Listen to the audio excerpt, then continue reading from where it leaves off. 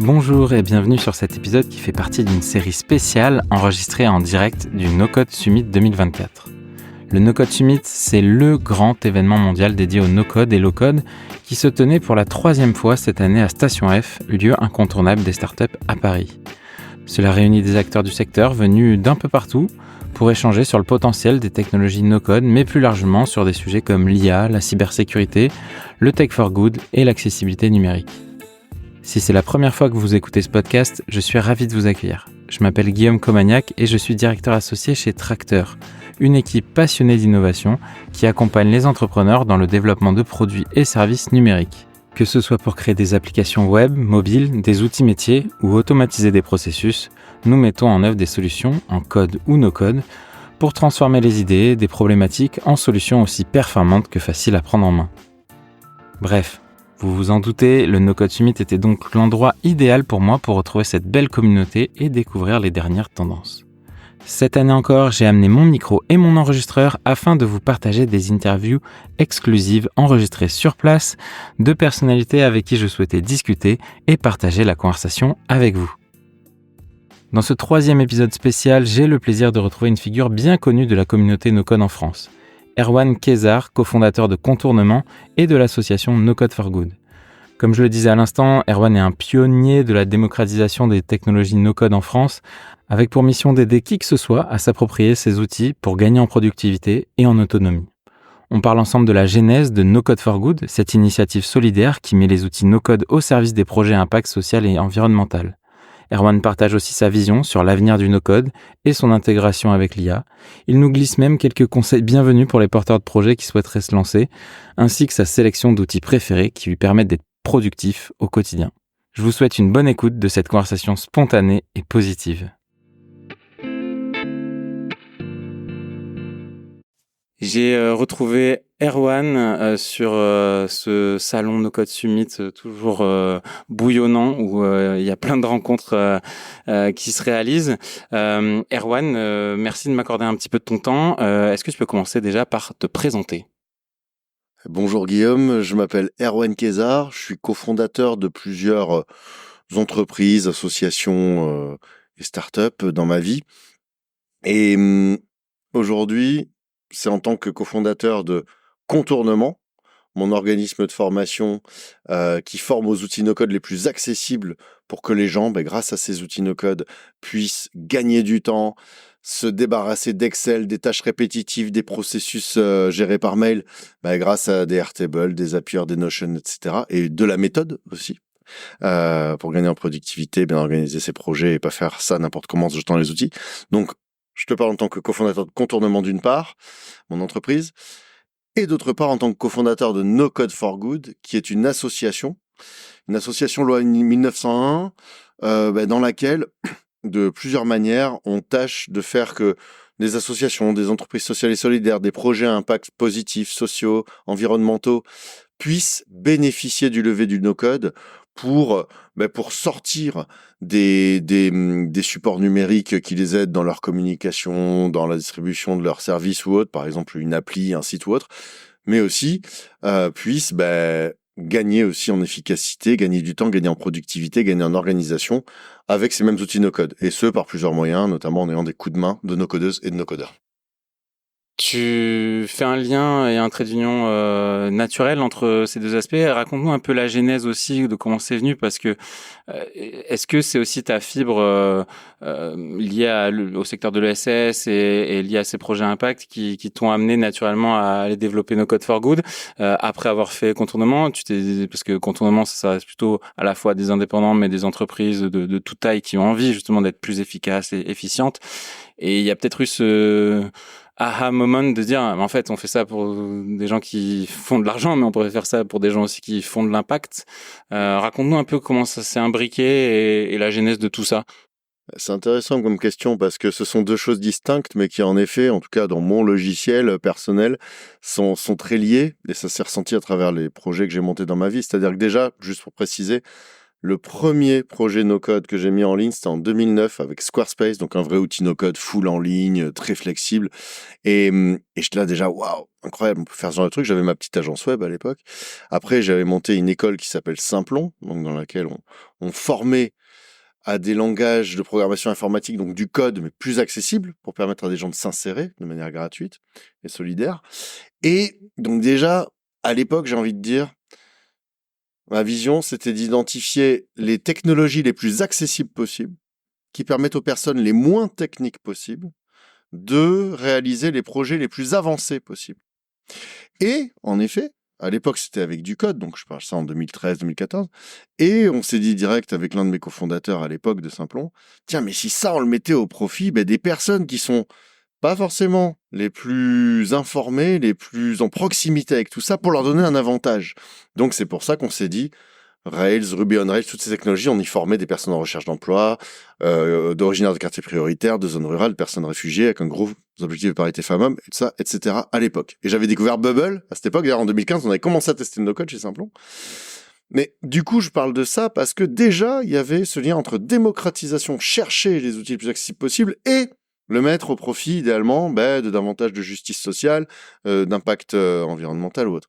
Et contournement, au final, c'est en 2019 qu'avec mon associé et cofondateur Alexis Kovalenko, on s'est dit « Waouh, viens, on forme au no-code, c'est mature, c'est prêt, on y va, on forme tout type de public. » À la base, on n'avait pas forcément de préférence de critères sociaux ou autres. C'était vraiment le no-code au service, quand même, plus particulièrement, des structures. Notre vision, ça a toujours été de le mettre au profit des personnes qui ne sont pas forcément que des start-upers ou des ingénieurs, c'est-à-dire des PME notamment, pour donner les moyens à des petites et moyennes structures, assos ou entreprises, de faire les mêmes choses que des grandes entreprises qu'ils auraient jamais pu se payer jusque-là. Donc ça, c'est le côté de démocratisation et de contournement. Et en parallèle, il y a un truc qui s'est passé, c'est que le jour où on a monté, je me suis mis à 100% sur contournement avec Alex, le lendemain, il y avait le confinement. Et pendant le confinement, il y avait plein d'outils no-code que j'avais pas encore manipulés, notamment Glide, pour faire des applis mobiles. Airtable, bon, je le connaissais, mais je continue à monter en compétences dessus. Et à ce moment-là, il y a une association, Banlieue Santé, que je connaissais parce qu'à l'époque, je donnais des interventions de coups de main bénévoles chez les Déterminés, qui accompagnent les entrepreneurs et les entrepreneuses originaires de quartiers prioritaires et de zones rurales. Il y a Abdel Ali, un ancien Déterminé, qui me dit « Oh, Erwan, on a un projet face à la crise sanitaire du Covid. On fait plusieurs choses pour aider des personnes fragiles en quartier populaire, dans les camps de migrants. Et en fait, on a fait faire des vidéos traduites dans plein de langues différentes pour expliquer les consignes sanitaires, parce que c'était la panique pour tout le monde, donc encore plus quand tu comprenais pas le français, que tu savais pas lire ou écrire ou autre. Et en plus, on fait des livraisons pour des personnes âgées en quartier, etc. On récolte des dons, on a besoin de bénévoles, et on gère tout ça avec des SMS, des WhatsApp, des mails, des Google Docs, des Word, un classique. Tu pourrais nous donner un coup de main? Et là, en fait, c'était le premier projet No Code for Good, quelque part. C'était du Erwan for Good, du contournement for good, parce que c'est moi qui le faisais. Maintenant, notre rôle, c'est de mettre en relation. Là, je l'ai fait moi-même. Et en gros, je leur ai fait une appli mobile, plus tout un système de gestion, de récolte des dons, d'organisation des bénévoles, des livraisons et tout, avec Glide, Airtable, un peu de Zapier. Et derrière, ils ont pu prendre la main dessus. Donc ça, c'est vraiment un projet No Code for Good, un projet rapide. La première version, en une demi-journée, elle était prête. Ça a évolué pas à pas, ça a eu beaucoup d'impact avec un projet qui avait déjà un réel impact sur le terrain, et ils ont pu reprendre la main derrière, parce que c'est du no-code, parce que l'objectif c'est d'autonomiser les structures et les projets. Et du coup, là, ça a été le no-code d'une part, la démocratisation et tout, mais en plus ça peut maximiser l'impact de projets solidaires pour peu qu'on leur fasse découvrir, pour peu qu'on leur donne un coup de main, pour peu qu'on fasse à leur place au début, puis qu'ils le prennent en main. Et d'ailleurs, c'est ouf parce que 2-3 jours après, ils se sont retrouvés chez Mouloud Achour, puis dans Le Monde, puis dans le Nouvel Obs. En plus, en termes de buzz, de communication, au-delà de l'efficacité que ça a eu, pour leur gestion, pour faire passer de main en main l'appli avec les messages traduits et tout, mais au-delà de la France, c'est aller la consultation, c'était en Algérie, au Moyen-Orient, en Europe orientale. C'était assez ouf. Et tout ça, on n'aurait jamais pu le faire sans nos codes. Sinon, il aurait fallu des semaines, ça aurait coûté très cher, ils auraient pas forcément eu l'argent pour. Là, c'était une très belle démonstration d'une action no code for good, du no code au service d'un projet qui a un réel impact. Trop bien, merci beaucoup pour cette historique et toute l'histoire. Il y a plein de choses sur lesquelles j'aimerais rebondir là dans ce que tu as dit. Déjà, on le voit là avec ce projet-là et comme bien d'autres, l'abstraction que permet le no-code, en tout cas sur la courbe d'apprentissage à la fois pour les personnes de reprendre le projet ensuite derrière, ça c'est vraiment un élément assez fort. Cette vélocité finalement entre le moment où on a l'idée et le moment où c'est en production, on gagne il y a une vraie efficacité aussi, et ça offre aussi, ça montre que le champ des possibles est bien plus large, que ça enlève en fait des barrières mentales potentielles. C'est ça qui est très chouette. Donc ça c'est génial. J'aimerais aussi quand même, tu as abordé l'IA, donc je vais te poser quand même une question là-dessus, surtout que avec Contournement, vous avez fait ce cheminement où d'abord vous étiez très focus no code et maintenant c'est clairement dans la proposition de valeur et sur le kakémono qui est là, c'est que vous formez au no code et à l'IA. J'aimerais que tu nous en parles. Mais avant ça, vous venez, que ce soit Alexis comme toi, plutôt du monde du code à la base, et parfois on a tendance un petit peu à opposer code et no code, ce qui est à mon sens une mauvaise idée. Je pense qu'il y a tout intérêt à voir ça comme juste, on a envie de fabriquer des produits services numériques et après que tu mets du code, du no-code. C'est quoi, toi, ton regard là-dessus sur, aussi en regardant finalement l'avenir, on le voit avec, et c'est là où on peut faire le lien avec l'IA qui vient chambouler tout ça. C'est quoi pour toi l'avenir aussi voilà, du no-code, code, peu importe, en tout cas des technologies, de ton prisme, parce que pour moi, vous êtes assez à l'avant-garde de tout ça. Je serais très curieux de t'entendre là-dessus, d'entendre ton sentiment là-dessus. Très intéressante question, on adore en parler d'ailleurs depuis 2015. Déjà, on a publié un livre aux éditions Erol sur le no-code il y a quelques années. Et en gros, dans la conclusion, on dit il y a fort à parier que ça ne s'appellera plus no-code dans quelques années. Et j'appuierai sur un point, un constat assez récent que je trouve intéressant, c'est que entre 2020 et 2023, la plupart des structures, des assos, des gens qui venaient nous voir, c'était pour nous dire ouais, on veut découvrir le no-code, on veut découvrir Airtable et tout. Et là, aujourd'hui, il y a plus de 50% des fois où des structures viennent nous voir, ils nous disent on utilise Airtable, on utilise Notion, on est une quinzaine à utiliser ça à différents niveaux, on sait qu'on l'utilise un peu n'importe comment, que aussi on aimerait bien connecter un peu tout. Contournement, on vient vous voir pour ça, pour nous former là-dessus et nous accompagner là-dessus. Et ça, pour moi, ça dénote d'un truc, c'est qu'il y a plein de gens qui utilisent du Airtable, du Notion, sans appeler ça du no-code, qui l'utilisent beaucoup plus comme une nouvelle bureautique, qui parfois vire Excel pour ouvrir un Airtable parce que c'est mieux pour gérer des données, qui vire Word ou Google Doc pour utiliser Notion parce que c'est mieux fichu, c'est plus logique informatiquement, en fait, de gérer des documents et des infos comme ça. Et du coup, ça me semble témoigner d'un sens de l'histoire qui est que plus on avance dans la complexité des technologies, dans l'avancement des technologies, plus en fait, on se sert de l'informatique d'une manière logique. C'est bête, mais avec l'hypertextualité, le fait de pouvoir faire des pages, des sous-pages, de cliquer, au lieu de faire un document là, un autre document là, le temps réel, le fait que le collaboratif, le fait que tout se mette en temps réel à jour, le fait qu'on s'éloigne en fait des métaphores qui étaient des métaphores qui marchaient bien, mais en fait quelque part Apple, puis Microsoft avec le bureau, des dossiers dans lesquels il y a des fichiers. Enfin, ce sont des métaphores visuelles, mais qui ne correspondent pas à la manière dont l'informatique fonctionne. C'est plus vraiment l'informatique à la base, c'est la façon dont Notion te propose de naviguer, d'avoir différents blocs dans la même page. Donc je réponds là-dessus parce que premièrement, souvent on appelle no-code quelque chose qui relève plutôt d'une nouvelle bureautique qui est permis par plusieurs éléments actuels qui sont le fait qu'on ait une super bonne connexion un peu partout, le fait que y ait des technologies qui permettent de développer ce type d'outils, le fait que y ait des serveurs mutualisés qui font qu'il y ait des gens qui puissent innover sur ce type de service. Donc déjà à ce titre-là, on parle même plus de code versus no-code, c'est des choses que de base personne n'aurait fait coder pour sa propre boîte. Ce sont des nouveaux outils, de nouvelles bureautiques. Par ailleurs, code versus no-code, ce qu'on constate sur l'autre niveau du no-code, parce qu'il y a le côté nouvelle bureautique, mais aussi le côté vraiment développer des systèmes plus costauds avec, que ce soit avec des Airtable, Software, TimeTonic, XAR ou autre, mais que ce soit aussi avec des Xano WeWeb, des technologies vraiment plus tech qui vraiment commencent à arriver dans les directions informatiques. Low code, sachant que, rapidement, je vais faire un tout petit détour là-dessus. Pour nous, ça, c'est du no code très technique. Parce que tu peux aboutir des projets sans coder. Alors, il te faut des notions de programmation, il te faut des notions de méthodo, mais c'est pas du code. Quand tu fais du Airtable, même au bout d'une demi-journée, tu programmes visuellement. Tu ne codes pas, mais tu programmes. Mais pour moi, Xano, WeWeb, t'es pas obligé forcément de faire du code pour arriver à ta fin, donc c'est du no-code. Le low-code, ça veut dire peu de code, mais du code quand même, quelque part, c'est obligé pour marcher. Pour moi, le low-code, c'est plutôt en général des solutions vendues très chères depuis 10 ans par des grosses boîtes de services. Par contre, no-code plus code, c'est encore une autre dimension. Je fais du no-code et je vais aller plus loin avec du code. Mais je suis pas obligé d'utiliser du code pour que ça marche en no-code. Donc voilà, c'est juste des distinctions que je ferai aujourd'hui. D'ailleurs, mon associé Alex, si vous tapez Alexis Kovalenko, no-code code sur YouTube, il y a des interventions très intéressantes qu'il fait là-dessus. C'est vraiment l'un de ces sujets. Donc voilà. Et aujourd'hui, on constate qu'il y a de plus en plus de développeurs, mais de développeuses qui codent, qui se disent, quand ils voient du no-code actuel, ah ouais, c'est pas les trucs qu'on nous a vendus depuis 20 ans, visuels et tout.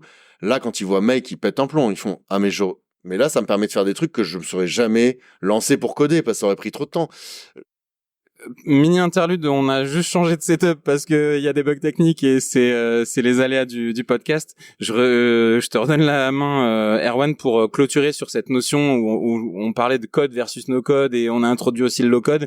Juste pour clôturer, puis après je te poserai deux petites questions et je te relibère parce que les agendas sont bien chargés. Ouais, j'en étais à dire que il y a de plus en plus de développeuses et de développeurs qui codent, qui sont pragmatiques, qui utilisent du no-code. Bah déjà sur certaines briques où ça va plus vite d'utiliser du no-code, que ce soit pour tester de nouvelles fonctionnalités, je vais sortir un Airtable et un Zapier pour tester auprès de mon client. Ça m'évite de passer des jours entiers.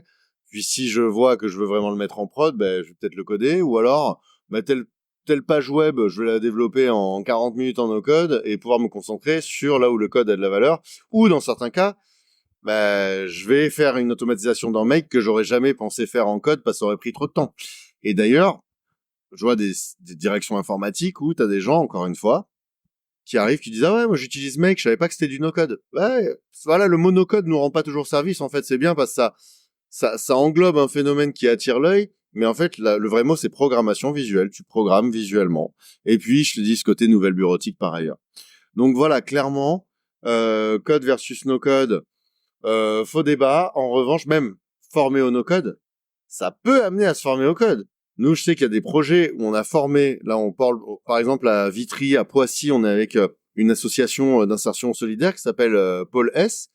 On forme au no-code pendant une semaine pour que les gens apprennent mieux le code derrière, parce que c'est bête, mais quand tu as manipulé de la base de données, que tu as créé des interfaces, tu comprends mieux des concepts de programmation, le box model de CSS, des choses comme ça, et tu digères mieux le code derrière. Donc vraiment, ce sont des modalités différentes pour faire la même chose, avec des outils bien conçus. Je précise, parce qu'il y a des outils aussi qui te font faire n'importe quoi, t'empiles, c'est spaghetti. Mais voilà ce que je vais dire. Top.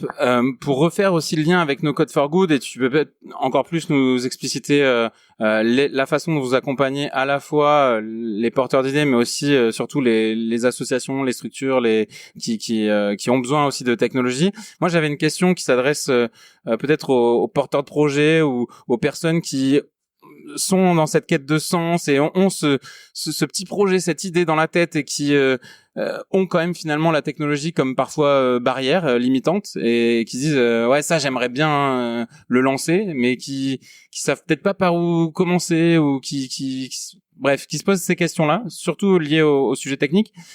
Ça t'arrive d'en croiser, toi, certainement. C'est quoi les premiers messages que tu leur donnes pour les encourager, les aider voilà, si des personnes nous écoutent qui pourraient être inspirées par ton discours là-dessus. Je commence par te répondre sur No Code for Good parce qu'en plus, il y a des éléments qui pourront servir pour après te répondre sur la question de quoi conseiller à des gens qui veulent se lancer. No Code for Good, en quelques mots, notre première action, c'est une plateforme de mise en relation entre des no-codeuses et des no-codeurs qui veulent aider bénévolement ou à tarif très solidaire des assos, des projets environnementaux, sociaux, qui ont des besoins techniques. Que ce soit, j'ai besoin d'un outil pour gérer mes 3000 bénévoles qu'on fait pour l'instant avec Excel et des papiers, ou alors j'ai besoin d'une petite page web pour promouvoir ce que je fais, ou une appli mobile pour coordonner les gens sur le terrain. Donc il y a cette mise en relation sur la plateforme, notamment pour des gens qui veulent se faire la main sur un premier projet à titre bénévole, pour des personnes juniors qui n'ont pas encore eu de projet. L'autre action, c'est de faire découvrir le no-code par des ateliers, des conférences à des associations, à des entreprises solidaires, etc., qui ne connaissent pas forcément tout ça, alors qu'il faut qu'elles le connaissent, parce que ça fait qu'elles peuvent s'outiller numériquement. Et via le no-code, d'ailleurs, elles peuvent acquérir une culture numérique plus large, quoi. Et aussi, on fait des hackathons, des marathons de 2 jours où des projets sélectionnés sont aidés pendant 2 jours par des débutants qui ne no-codent pas, qui souvent ont suivi une petite formation offerte par Contournement, mais qui ne sont pas des no-codeurs, mais qui sont encadrés par des no-codeurs et des no-codeuses. Et ce sont les débutants qui, au bout de 2 jours, ont réalisé des projets pour les assos. Ça montre qu'en 2 jours, il y a des trucs opérationnels qui fonctionnent, qui sont utilisés derrière pendant plusieurs années par les assos, avec une documentation. C'est important de faire des vidéos pour expliquer comment ça marche pour que l'association ou le projet puisse reprendre la main sur ce qui a été no-codé pour être autonome. Donc ça, c'est les 3 actions de No Code for Good. Et je préciserai aussi que, en général, on recommande au projet de nous demander quelque chose qui soit faisable rapidement et efficacement. L'approche MVP, Minimum Viable Product, produit minimum viable. Et c'est là où j'en viens à la suite. Faites gaffe à pas vouloir tout de suite construire une voiture ou un avion. Non, faites un skateboard. Le skateboard doit être prêt en une journée. Vous voyez que les gens utilisent le skateboard, qui se cassent la figure. Ah, c'est pas grave, ils kiffent le skateboard. Du coup, tu vas pas mettre un moteur, sinon ils vont se casser la jambe. Tu mets un guidon, tu observes comment il s'en sert, tu adaptes. Hop, tu fais une trottinette en 2-3 jours. Nous, No Code for Good, donc on recommande aux gens, on sélectionne des projets qui demandent un skateboard ou une trottinette. La moto, le vélo, c'est l'étape d'après. Il y a aussi des assos comme Sherit qui fait ça très bien, qui vont plus loin. Et c'est là où j'enchaîne sur le côté, qu'est-ce que tu recommandes à des gens qui veulent se lancer sur leur projet? Déjà, je leur recommande de pas trop réfléchir à leur projet pendant des mois, de pas trop en parler tout le temps au lieu de le faire. Même si c'est un projet qui n'est pas numérique, faites une page d'accueil, une landing page pour récolter des mails et allez chercher des clients, allez chercher des inscrits. Pas besoin que ce soit déjà opérationnel pour aller chercher des gens. C'est ça qui est le plus dur dans l'entrepreneuriat, c'est d'aller chercher des clients, de faire connaître son truc. Ah, j'ai une super idée, ça se trouve elle est super, ça se trouve elle est pas super, ça se trouve elle est super, elle trouvera pas de clients. Allez chercher, faire connaître. Et derrière, tester. Par exemple, si je veux ouvrir un traiteur, c'est peut-être de faire un atelier de dégustation gratuit dans un événement où il y a mon public pour voir si les gens kiffent. Ou s'ils disent, ah, franchement, moi, j'aime bien, mais on préférait un truc plus végétarien. J'en sais rien. Et ça, une page d'accueil, c'est le degré 0 de l'entrepreneuriat. Il n'y a pas forcément besoin de grands business plans, de faire une appli super chiadée, de faire un truc qui fonctionne déjà, d'avoir déjà monté une boîte. Non. Déjà, ou de faire des grands PowerPoint. Fais une page d'accueil pour voir si les gens comprennent ce que tu fais, mets tes vrais prix, mets ta proposition de valeur, mais adresse-toi aux gens à qui tu t'adresses, parce que parfois on sait pas à qui on s'adresse. Déjà, c'est mon premier conseil qui est mi-marketing, mi-lean startup. Et si vous voulez vous lancer vraiment dans votre projet, pensez dès le départ à optimiser vos processus. Commencez pas à ouvrir un Google Sheet, un Excel, à vous envoyer des mails, à faire des papiers pour vos contacts. Formez-vous à Airtable pour le côté gestion de données, le futur d'Excel. Automatiser, ça peut être utile dès le départ, c'est peut-être un peu moins essentiel. Notion pour centraliser tout ce que vous avez à écrire, prise de notes. Faut que votre cerveau il sache que tout est au même endroit. Ne commencez pas à vous disperser. Et le conseil très concret que je donnerais, on a une formation gratuite chez contournement.io sur notre site, c'est la première du catalogue, où tu touches à Airtable, à Softer, à Zapier, à Notion, un peu à l'IA générative. Et déjà, enfin, il y a un peu de pratique. Déjà, tu pars armé. Mais après, il y a plein d'autres contenus gratuits sur YouTube, pas que par nous. Vraiment, mettez les mains dedans. Vous dites pas, allez, dans une semaine, tu t'y mets, 2 heures après, t'as fait un bond en avant. Vous avez la chance, aujourd'hui, d'avoir ça. Moi, quand j'ai monté ma première boîte, ma première agence en 2009, c'était le Far West. On galérait. Internet, ça buguait. On avait des ordis qui ramaient. On n'avait pas de sous. Il n'y avait pas tous ces outils incroyables. Google Docs, c'était hyper lourd. Vous avez la chance d'avoir tout ça, donc faites-en un non-problème. Top, merci beaucoup Erwan, et t'as bien fait de mentionner aussi tout ce que vous faites avec Contournement. Merci pour tout ce travail de partage, etc. C'est 100% validé de mon côté. Souvent je recommande en fait, voilà, dès qu'on me dit moi si ça m'intéresse le no-code, je dis go, va voir Contournement, va voir No Code France.